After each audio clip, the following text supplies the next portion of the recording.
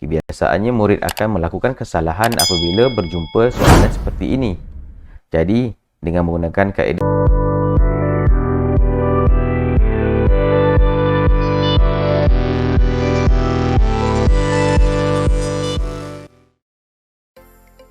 Assalamualaikum warahmatullahi taala wabarakatuh.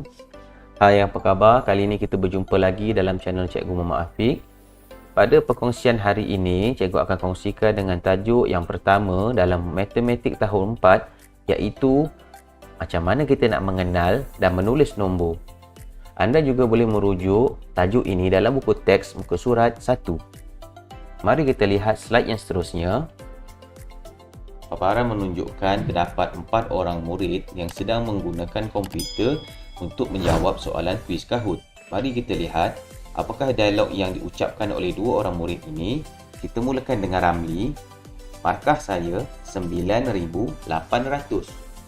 Jika kita lihat kepada papan skor itu, markah Ramli digitnya ialah 9800. 9800 disebut sebagai 9,800. Manakala bagi Ban Leong, dia berkata, bagaimanakah kita menyebut markah Nidia? Jika kita lihat kepada markah Nidia, seperti mana yang telah saya kotakkan, skor Nidia ialah 13701. Bagaimana kita nak menyebut skor bagi Nidia ini? Baiklah, kita beralih kepada slide yang seterusnya. Seperti mana yang anda lihat, ini merupakan alat bantu mengajar ataupun alat bantu belajar yang dinamakan sebagai dekak-dekak. Dekak-dekak ini mempunyai nilai tempat. Bermula di sebelah kanan iaitu sa, puluh, ratus, ribu, puluh ribu, ratus ribu dan juta. Baiklah, dengan menggunakan nilai 13701, kita perlu melengkapkan dekak-dekak ini dengan nilai tersebut. Kita mulakan dengan nilai sa. Kita letakkan satu dekak pada rumah sa. Manakala bagi rumah puluh pula, disebabkan rumah puluh tidak mempunyai nilai, maka kita kosongkan. Seterusnya kita beralih kepada rumah ratus, digit 7. Jadi kita letakkan 7 dekak. 1, 2, 3, 4, 5, 6, 7. Seterusnya ribu pula mempunyai 3 dekak dan 10,000 mempunyai 1 dekak. Jadi inilah nombor-nombornya. 13701. Jadi macam mana kita nak sebutkan nombor ini? Baiklah. Untuk membantu anda menyebut nombor ini dengan lebih mudah, kita perlu menggunakan teknik 331, iaitu kita kumpulkan 3 nilai tempat yang pertama seperti ini, sa, puluh, ratus sebagai satu kumpulan, manakala ribu, puluh ribu, ratus ribu sebagai kumpulan yang seterusnya. Baiklah, kita baca nombor yang berada di tengah-tengah ini, iaitu 13. 13 ditulis sebagai 13,000. Manakala nombor yang seterusnya 701 kita tuliskan sebagai 701. Ya, seperti ini. Baiklah, kita lihat kepada contoh yang pertama. Saya mempunyai nombor 18927. Macam mana kita nak menyebut nombor ini? Dengan menggunakan kaedah 331, kita boleh menyebut nombor ini dengan mudah. Seperti ini. 3, tuliskan perkataan ribu, 3, dan tuliskan perkataan juta. Kita letakkan satu kotak di hadapan juta. Jadi, kita telah pun mempunyai kumpulan 331. Kita mulakan dengan nilai yang berada di tengah ini. Disebabkan kotak ini tidak mempunyai digit, maka kita letakkan nombor sifar seperti ini. Kita boleh baca nilainya ialah 18, bermakna 18,000. 18,000. Dan nilai yang berada di sebelah kiri pula adalah 927, membawa maksud 927. Senang kan? Baiklah, kita tengok pada soalan yang kedua. Cikgu ada nombor 61700. Gunakan teknik yang sama, 331, 3, tulis 1000, 3, tulis juta dan 1. Kita lengkapkan kotak yang tidak mempunyai nombor. Di sini kita letakkan nombor sifar. Baiklah. Di bahagian ini kita mempunyai nilai 61 membawa maksud 61,000. Manakala nilai yang berada di sebelah kanan pula adalah 700. Jadi jawapannya ialah 61,700. Untuk soalan yang ketiga pula, kita gunakan kaedah yang sama. 3, 3, 1. 3, tuliskan perkataan ribu. 3, dan tuliskan perkataan juta. Letakkan satu kotak di hadapan. Lengkapkan ruang kosong dengan meletakkan nombor sifar. Tuliskan nombornya sebagai 45,000. Dan yang berada sebelah sini adalah 11. Soalan yang keempat, kita gunakan 3, 3, 1. Nilainya ialah 96,075. Selepas anda melihat keempat-empat soalan ini, cikgu dapat rasakan bahawa kamu sudah mulai faham macam mana cara untuk menyebut nombor-nombor ini. Mari kita beralih kepada slide yang seterusnya. Di paparan terdapat 3 orang murid yang sedang belajar nombor. Mari kita lihat apakah perbualan yang mereka katakan. Bagi murid yang pertama, saya tulis nombor dalam angka dan perkataan. Dia menulis nombor 7 sifar-sifar 15, iaitu 70,015. Manakala murid yang kedua pula berkata, saya tulis 29,608 dalam angka. Manakala murid yang ketiga pula berkata, 40,300. Ketiga-tiga orang murid ini telah menyebutkan nombor dengan betul. Pada bahagian ini, anda akan belajar cara untuk menukarkan nombor dari perkataan kepada angka.